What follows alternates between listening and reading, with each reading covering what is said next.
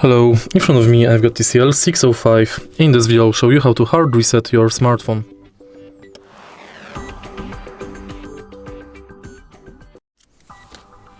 In the beginning, let's go to your smartphone, System Settings.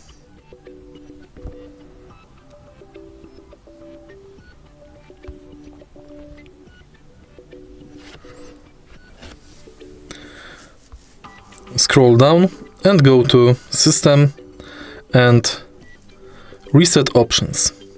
Remember that factory reset wipes all data and settings from your smartphone, so make sure that you've got backup. Select factory reset and erase all. Confirm, erase all data, and it's done. Now you have to wait until smartphone turns on again. If you find this video helpful, please leave like, comment and subscribe.